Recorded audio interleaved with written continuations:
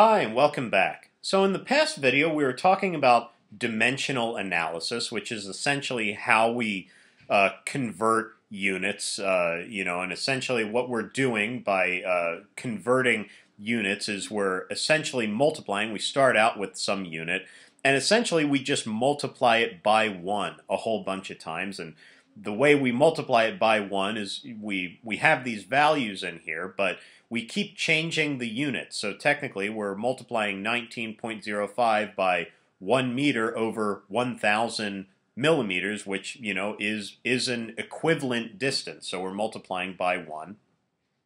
And what I was saying in the last video is that we can use this system of just sort of converting units to solve some, we're going to start out just solving some simple problems, but as you'll see as you progress through the playlist, we'll be able to use this to solve some pretty complex problems.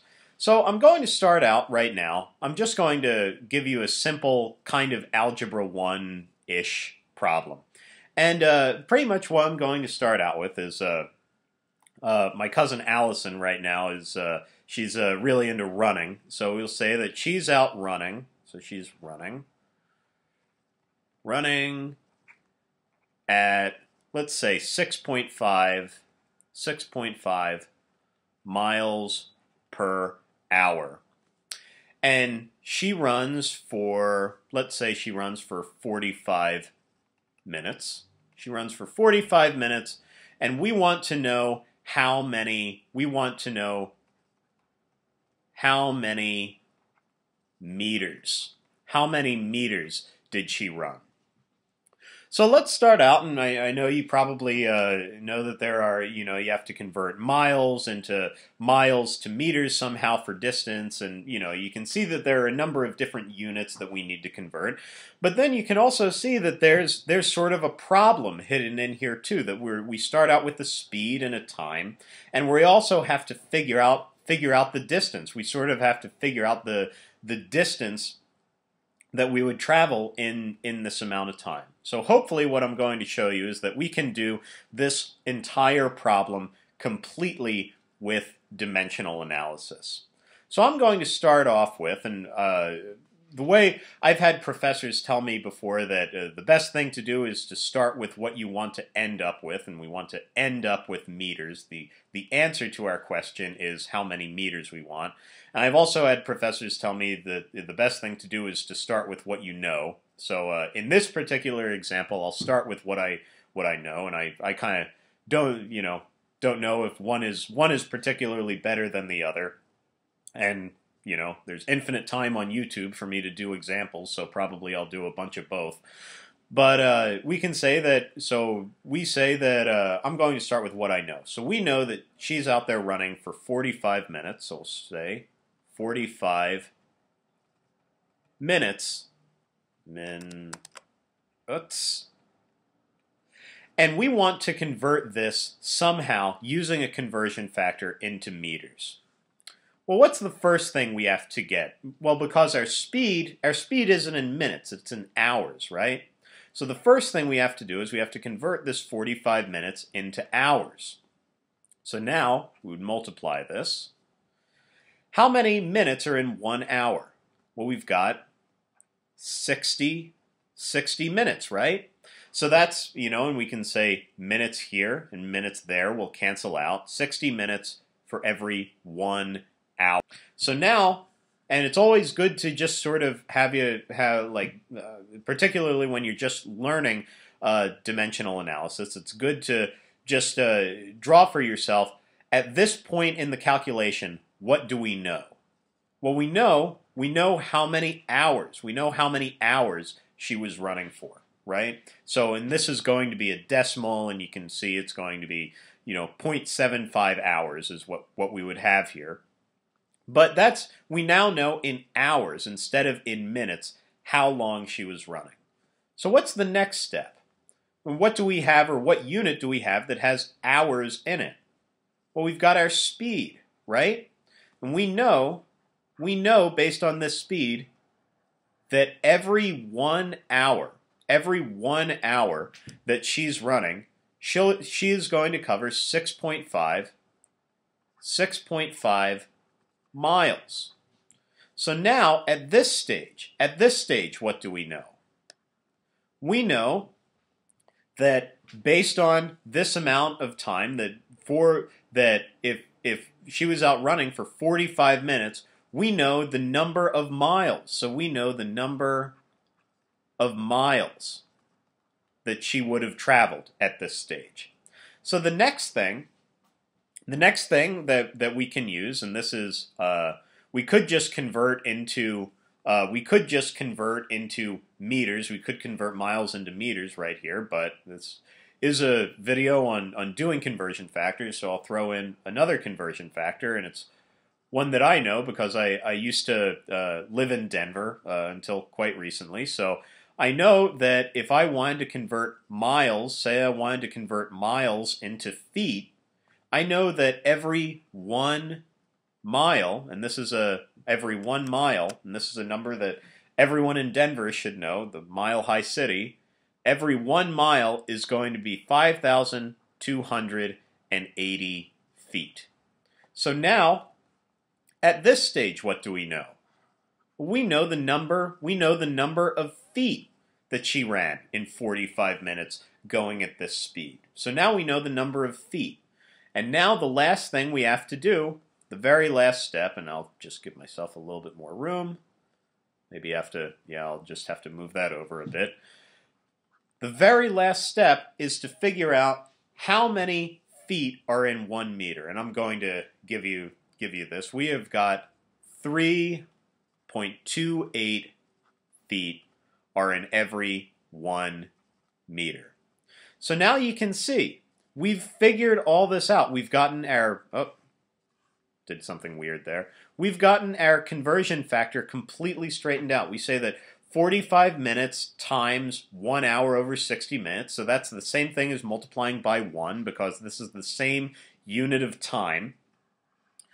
Then we multiply by essentially our speed, and you could say that, we kind of are still multiplying by 1 here. Every 6.5, or every 1 hour, we cover or Allison covers 6.5 miles. So therefore, we're multiplying by 1 here.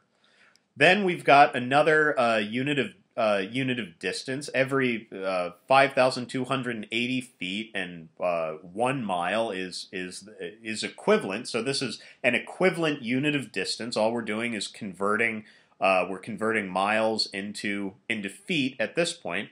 And then 3.28 feet and 1 meter. This is, again, it's an equivalent unit of distance. It's an equivalent unit of length. All we're doing is multiplying by 1 to change the unit. So all these units are going to cancel out. And let's just, here, I'll get out my calculator and we can figure this out. And this is another important point that I want to bring up about conversion factors, is that what am I going to do to put all this stuff into the calculator? And I'm just going to, multiply by everything on the top and divide by everything on the bottom. And I don't have to worry about how the calculator is going to round it, or I don't really have to worry about how many significant figures I have in the calculation until the very end. All I have to do is just dump all of this information into the calculator and then write down my answer that comes out. And it's good to have an amount of common sense and make sure that your answer does actually make sense by the time that you're done.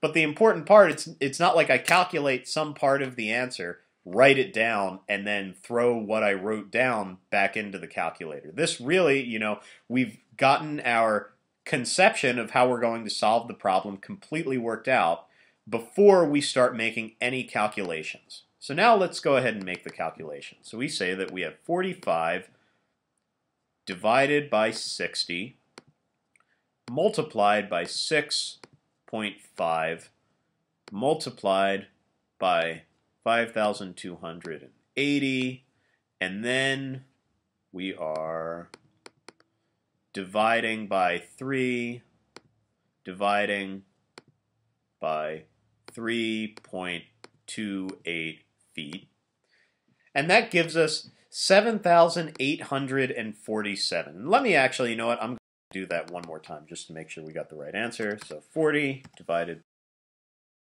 multiplied by 6.5 multiplied by 5280 divide by 3.28.